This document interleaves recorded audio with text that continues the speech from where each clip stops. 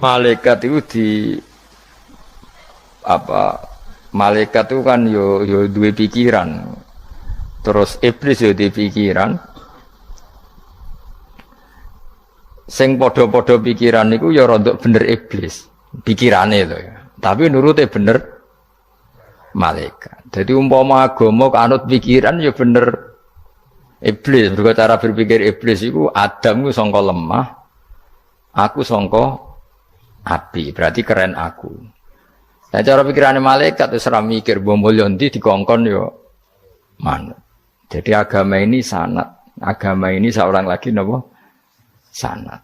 Sakjane cara tauhid ya keberatan, aku ana istilah Baitullah ya keberatan. Wong Baitullah maknane omahe Allah sing takok. Allah manggon wirdi ning Ka'bah. Jadi kita harus ngikuti ulama. Dikatakan Baitullah itu nama penghormatan. Sesuatu itu mulia, maka disebut Baitullah. Bukan berarti Allah nempat di situ. Mergo Allah ndak butuh napa? Tempat. Jadi itu kan jelimet, Mang. Lagi-lagi yang tahu itu ulama. Masjid ya dikatakan Baitullah. Nah misalnya iki masjidnya pangeran, malah nak mbok manani lucu. Masjidnya pangeran. Jadi iki tempat sujudnya pangeran. Nah, kacau kae. Tapi berhubung wong ra paham alhamdulillah demun iki masjidnya pangeran. Jajal maknani bahasa Arab. Iki masjidnya pangeran, maknani terjemah. Iki tempat kacau. Baru kayak bodoh ora roh nek iku kacau. Jadi kacau. Ya mulane anut ulama. Jadi darani Baitullah apa dikatakan daleme Allah maknane apa idhofatut tasyrif. Napa idhofatut tasyrif maknane omah sing mulia sampai diistilahno daleme Allah. Kalau dalam ngaji-ngaji ulama itu agama ini dari awal unik. Allah melarang sujud kepada batu. Tapi kita sholat itu madhep Ka'bah. Kemudian juga ada batu. Makanya kita harus menanamkan bahwa semua sujud itu lillahi ta'ala. Dan soal ada arah, ya penting arah. Nggak mau arah madhep segoro kidul, repot. Jadi arah itu mau dipakai kesepakatan untuk menunjukkan kalau kita muslim, arahnya sujud itu ke Ka'bah. Tapi tetap sujud kita hanya lillahi ta'alanya karena Allah. Kanjeng Nabi nanti takut yang Yahudi, Muhammad nak langit bumi itu sok ben hancur pas kiamat. Terus manusa sing mati mulai Adam sementara ditakok endi. Jadi nak takok ngono mirip so. Mirip Yahudi. Nak mirip Sugair apa? Nak mirip ngamure. Jadi agama ini selalu disoal pakai akal. Jadi agama tanpa akal ya iso berdiri, tapi kalau terlalu bawa akal itu ya repot. Ya makanya tadi itu pentingnya riwayat. Seorang lagi pentingnya apa? Riwayat. Makanya coro Imam Malik itu enggak suka sama agama di logika itu enggak suka. Karena nanti orang yang punya logika terus merasa lebih punya otoritas terhadap apa? Agama. Yo wis sesuai ngono agama iku angel oleh nerangno sampean agama iku. Sampeyan saiki tak bedheki, Nabi Adam diusir kondi. Swarga. Terus swargane Nabi Adam saiki didakok ndi? Mergo swarga iku luase sak langit bumi. Lah nek iku saiki didakok ndi wong? Swarga lebih luas ketimbang langit. Kan enggak mungkin sesuatu yang luas diletakkan di yang sempit. So, akhirnya Mu'tazilah gak percaya anane swarga zaman Nabi Adam. Jadi swarga sing cerita Adam itu tidak sama dengan surga yang nanti arduhas samawati wal ard. Jare ahli sunnah ya sono. Lah ning ndi wis ra roh pokoke ono. Ya itu kan sama-sama terus diterusno wong debat. Ya sudah guys. Nak cara aku wis mlebu sik kok gampang nerangno nek wis bar roh. Secara teori kan gitu, ora roh kok nerangno sak usih. Bro. Ya sudah, sampeyan bu swarga wae lagi apa? Lagi nerangno. Pas aku nerangno kowe ra ning swarga, ya ora ketemu. Wis ngono enak nang cangkem elek ngono wis aku ben nerangno kowe ra ning kono, ya wis akhire gak. Apa cocokan sampeyan? Aku tak nerangno swarga lah sing kono ben nerangno neraka. Roe neraka. Agama itu unik. Ya karena tadi apa ya? Dari awal agama ini di kaum yakilun, tapi akal yang berlebihan itu ya mengganggu agama. Ya sudah, makanya saya ulang lagi itu riwayat ya. Sebagian ini apa? Riwayat. Inna hadzal ilma dinun fangzuru amman ta'khuduna dinakum. Agama ini ilmu. Kemudian kamu harus dari sanad yang benar, ya. Dari sanad yang apa? Dari sanad yang benar. Ya sudah seperti itu. Mana itu kulon setuju model kayak sholat sunnatas safar tidak harus madhep kiblat terus. Jadi agama ini sudah unik. Misalnya gini ya, sholat fardu kan wajib madhep kiblat, tapi ada sholat yang nggak usah madhep kiblat, yaitu sunnatas safar. Misalnya orang di pesawat gini-gini. Karena guling-gilingan, hakikatnya kiblat itu tidak fokus kita namun Allah Subhanahu wa Ta'ala. Jadi memang agama, tapi lagi-lagi itu butuh riwayat. Seorang lagi butuh riwayat. Kalau nggak pakai riwayat terus kayak Abu Nawas kabeh. Karena tadi Amerika, seorang lagi Amerika, itu kalau dibor pas New York itu kena Ka'bah. Lah logikanya kalau arahnya pas itu kan bebas arah. Berarti orang Amerika oleh sholat bebas. Tidak bisa seperti itu, ya tetap anut konsensus ulama sana atau tradisi sana, kiblat itu ngambil arah mana. Karena dia pas. Ya bumi yang ada arah itu secara akal kan hanya rubuk 1/4. Makanya kalau kamu belajar falak itu ada rubuk. Lainnya itu sudah ada arah. Misalnya bumi bulat bola, yang sama atas dikatakan sama-sama di atas. Ya kadarnya hanya 1/4. Lainnya itu sudah dikatakan samping. Makanya seperti Denmark, itu ada daerah yang siang itu sampai 3 bulan, entah berapa siklus sekian puluh tahun. Ada yang lebih lama siangnya, sampai 18 jam. Kalau di Eropa kadang puasa itu sampai 18 jam. Ada yang selalu nggak kena matahari, kayak kutub utara, kutub selatan.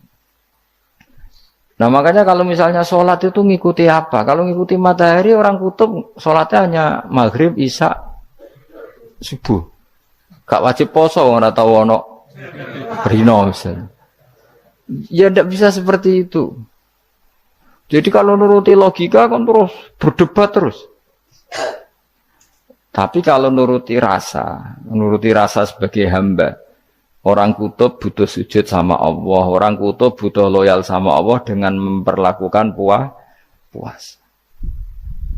Ya sudah, akhirnya kita harus puasa. Nah, lalu kalau ukurannya matahari, mereka tidak punya matahari. Memangnya puasa itu penyebabnya wujudnya matahari, apa penyebabnya loyalitas sama Allah Subhanahu wa Ta'ala? Loyalitas. Kalau penyebabnya matahari ya, berarti kalau nggak ada matahari, nggak usah apa? Tidak usah seperti itu cara berpikir. Makanya ngikuti ulama. Karena ulama yang tahu tradisinya Allah dan Rasul. Ya seorang lagi ulama yang tahu tradisinya Allah dan Rasul. Meskipun ya kadang saya enak dewe ulama. Mergo ya kadang ya mau kalau bolak-balik ngomong gak diterang nombek cangkem elek ora paham-paham. Makanya masyhur itu ada kiai di debat sama orang rodok PKI. Pak Kiai, kalau setan dari api masuk api kan biasa. Terus susahnya apa? Mau materinya dari api itu. Kiai ku mek lemah, sawurna raine. Loro cung, nggih sakit. Jare wong kok lemah, kena lemah kok loro. Karena serak kena diterangno. Manusia materinya kan dari tanah, berarti kena dipendem urip-uripan. Piye ya? Ya loro ya, lha ya jare kok lemah kok dipendem ning lemah kok. Karena dijelaskan pakai lisan yang baik, gak paham-paham. Sebenarnya kita ini ingin selalu baik, tapi ada orang-orang diterangkan cara baik-baik itu. Paham. Kayak misalnya ana wong kondo, Gus kula niku bojo kula cerewet ngene-ngene, apike kula pegat dicereweti bojo mbek diarani duda iku lara ndi? Oh lara diarani duda isen. Kowe payu rabi dicereweti, ambek ra payu rabi jomblo, sakit mana? Sakit distatuskan jomblo. Malah kena dicereweti sabar prestasi baru. Mesti wong ku diwolak-walik. Lan jar wis kula tak malan kula seneng mbek Imam Syafi'i. Kowe dirasani wong ning ngarepmu, diomongi, ambek dirasani seneng ndi? Seneng dirasani cara kowe. Cara Imam Syafi'i bukti ke wibawa, buktine ngomong ning ngarepmu rawani. Jadi Imam Syafi'i itu rileks urip. Ya Aba Abdillah, orang yang tadi muji-muji jenengan tuh kalau di luar maki-maki jenengan. Jadi alhamdulillah. Kok bisa itu kan bukan pengkhianatan. Berarti saya wibawa, di depan saya enggak berani gitu. Wong iku sowan Imam Syafi'i, ya cium tangan ya hormat. Tapi setelah di luar menghujat. Singkat cerita dilaporkan ke Imam Syafi'i. Orang yang tadi nyium tangannya jenengan itu di luar ngerasani jenengan. Jadi Imam Syafi'i, alhamdulillah berarti aku wibawa, mendengar kurawani. Ya dianggap enteng saja. Terus ada orang misoi Ja'far Shadiq. Sayyid Ja'far Shadiq itu Sayyid putune Nabi, orangnya soleh alim, gurunya Abu Hanifah. Di antaranya gurunya Abu Hanifah itu Sayyid Ja'far Shadiq. Itu kalau dihujat orang diomongin ini, dimaki-maki, sampai ke rumah. Pas mau masuk rumah, kamu masih ingin maki-maki saya? Iya, tak tunggu sampai selesai. Setelah selesai, sudah, sampun, sudah. Masih emosi orang, sudah. Kamu misoi saya berdasar apa yang kamu ketahui. Yang tidak kamu ketahui lebih banyak, maka saya tunggu. Izin. Izin sampai terus ketika ditanya, kenapa engkau sabar ketika jenengan saya pisui? Orang ini akhirnya tobat, mencium tangannya, mencium lututnya. Jawab saya Ja'far Shadiq ini.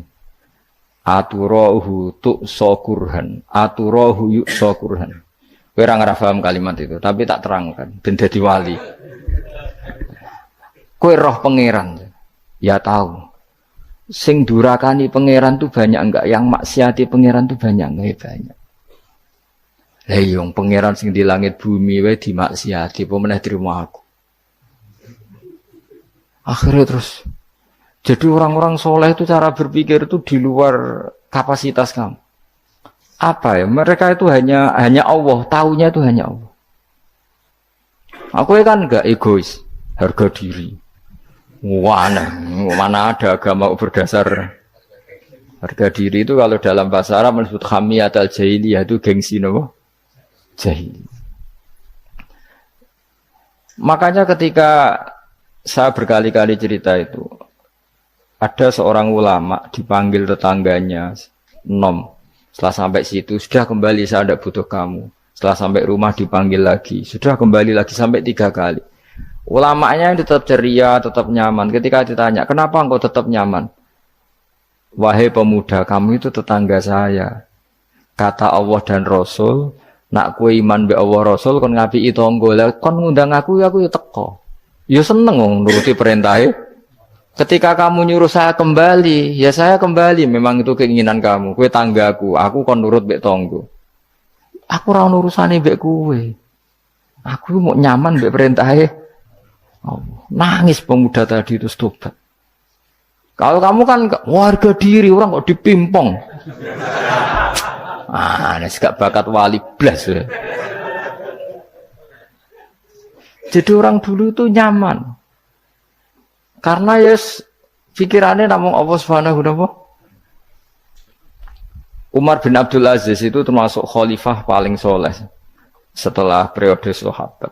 Itu mau kapundhut itu santai. Ketika keluarganya menangis, kenapa kamu menangisi saya? Ya karena engkau mau mati. Memangnya kalau mati mau kemana aja? Ila khairi madhubin ilaih, ke zat terbaik. Terus aku mbok kon urip awar kowe gak jelas iso ngrumat aku ta ora. Anak Allah malah jelas. Saiki apik ndi urip mbek wong ora jelas sampai sing jelas. Ya wis kapundhut. Kowe kan gak mati ku wedi. Dosane akeh. Lah mungkin nek urip terus ora dosa apa to ngene. Gaya tok asline. Dosa kula cek kathah Gus kok mati terus. Ya malah apik mati biar dosa meneh. Biasa wae nek apik mati biasa karena potensinya kamu urip suwi ku dosane apa taat meneh. Ya jawab. Potensine. Dosa meneh apa taat meneh? Apa ya dosa ya taat. Terus pas mati, pas taat atau pas dosa? Ya ora usah ngono biasa ya. Ape mati ae matur pangeran Gusti nak saene mati nggih. Mati mawon nak saene urip nggih. Urip mawon Gusti semua anut jenengan wis. Zaman kula urip sing ngrumat nggih jenengan mungkin sampean mati sing ngelola nggih napa? Jenengan pun donya sing ngurusin jenengan. Kan sebenarnya kalau kita berpikir gitu kan nyaman. Zaman kamu hidup yang mengendalikan jantung, paru-paru, oksigen juga Allah. Dan kamu enggak tahu caranya, tahu-tahu hidup. Tapi setelah mati dikubur kamu iskal. Lalu sistem pernafasan saya gimana setelah saya mati? Memangnya zaman yang dunia kowe roh. Oh karena ada oksigen. Nah, terus oksigen wujudnya karena apa kowe ya ora roh. Oksigen dari zat gini lah zat iku kok sapa ya ora roh. Mau gaya tok ngomong mau tetep akhirnya ora roh. Lan kadang kula gawok mbek wong goblok wis ora roh kabeh dari awal semua alam semoga iku gak usah nerang. Nah, artinya gini, kalau zaman di dunia kamu tidak bisa mengelola diri kamu sendiri, juga sama setelah mati tidak bisa mengelola diri kamu sendiri. Semua itu al-amru biyadil, semua itu dalam kekuasaan Allah Subhanahu wa ta'ala. Ya sudah, alaihi tawakkaltu wa ilaihi unib. Ya sudah, kita pasrah saja dan kita hanya kembali kepada Allah Subhanahu wa ta'ala. Ya sudah, itu agama. Tapi nak bawa logika pakai akal. Wah itu orang mati itu sudah nggak bisa apa-apa, sudah jadi tanah gini-gini. Nah, masalah catekar rak yo ngerti, nek jadi tanah itu tidak bisa apa. Tapi masalahnya kita ini dikendalikan oleh zat yang bisa mengelola semua. Yaitu Nabi Adam diciptakan juga dari tanah. Ya sudah hanya berdasar riwayat itu yang kita akhirnya meyakini setelah kita mati juga bisa hidup lagi. Iki rasa khawatir, iblis itu ya dhaif, iblis ya lemah. Nyatane ya kowe tetep ngaji jalalan. Berarti ora sukses menyesatkan. Kodang di kowe iblis. Ya kodang sampean, kon ra ngaji tetep ngaji. Kon paham tetep ora paham. Berarti iblis itu enggak keren loh. Betul, saya setiap melihat orang sholat itu menyaksikan kekalahan apa? Iblis. Jadi iblis itu ya kalah ora kok hebat ya ora. Biasa mawon, ora usah sing hebat ya namung pangeran. Dari awal iblis wis menyerah ngadepi orang sing ikhlas. Ikhlas itu dimulai dari awal. Cara bahasa Inggris pokoke hilir sampai hulu sampai hilir kudu ikhlas kabeh. Misale ke dhuwit, yakin nek iku wae Allah. Sehingga kita ketika ngasihkan orang itu kamu enggak merasa itu milik kamu. Sehingga enggak gampang ngundat. Selagi itu kamu benar keduanya awalnya salah itu masih mungkin tidak ikhlas. Uang ini milik saya, tak kasihkan kamu dengan ikhlas. Kalimat milik saya ini menjadikan suatu saat kamu jadi undat-undat karena milik saya. Tapi kalau ikhlasnya dari depan, uang ini milik Allah, ilmunya bahak milik Allah. Terus tak kasihkan kamu juga hambanya. Dari awal kan merasa saya tidak punya apa-apa. Tapi selagi saya ikhlasnya hanya separuh.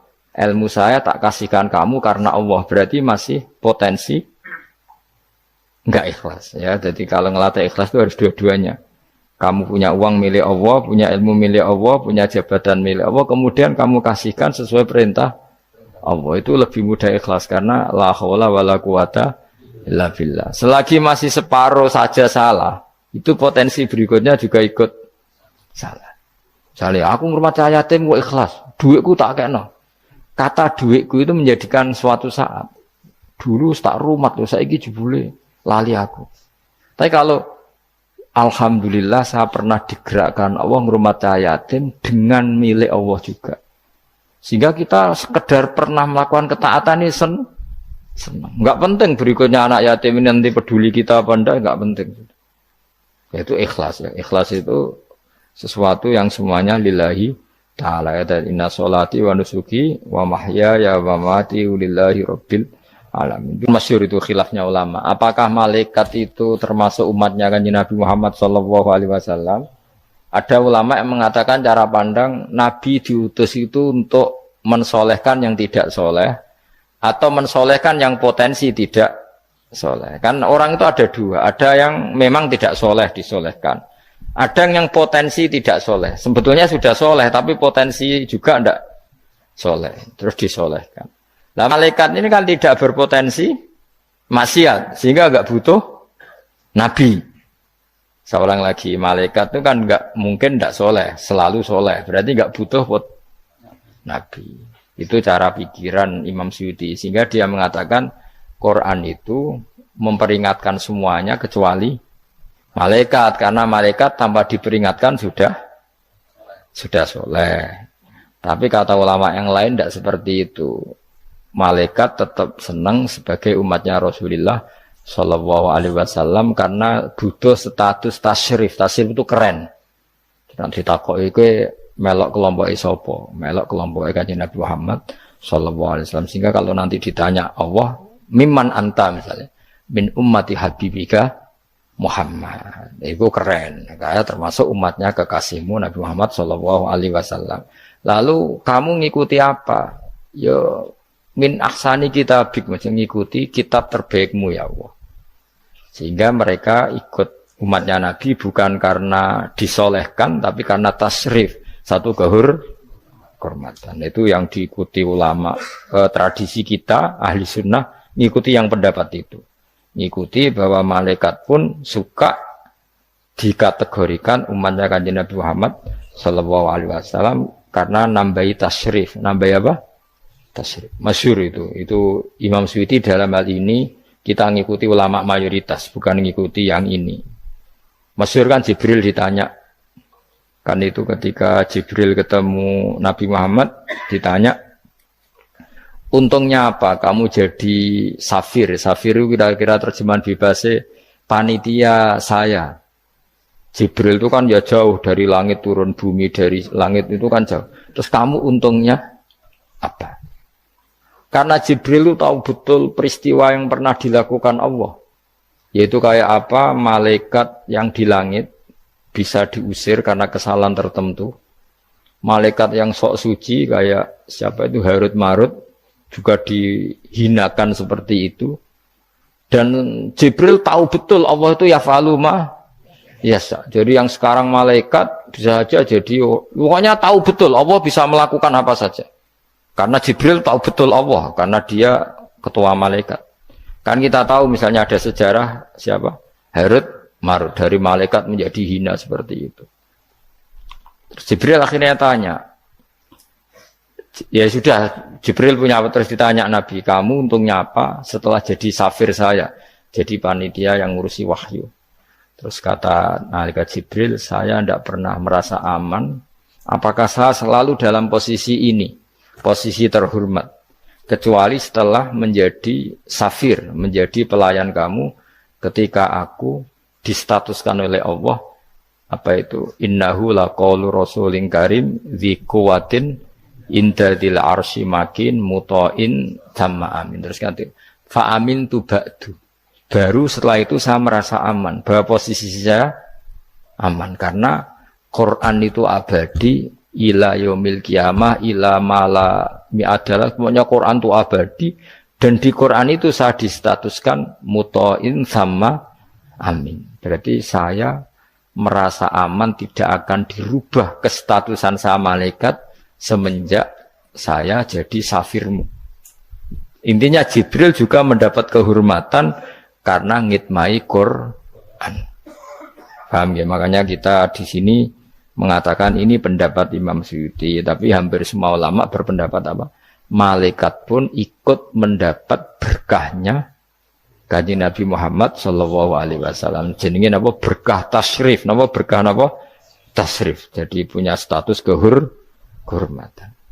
Nah, yang dikatakan Imam Suyuti itu murni logika. Murni logika tadi, yang namanya Quran itu memberi peringatan supaya enggak soleh menjadi soleh, dan malaikat tidak butuh itu karena sudah selalu soleh ya. Jadi itu logika saja, tapi kita berkeyakinan malaikat pun butuh, tapi untuk kehormatan.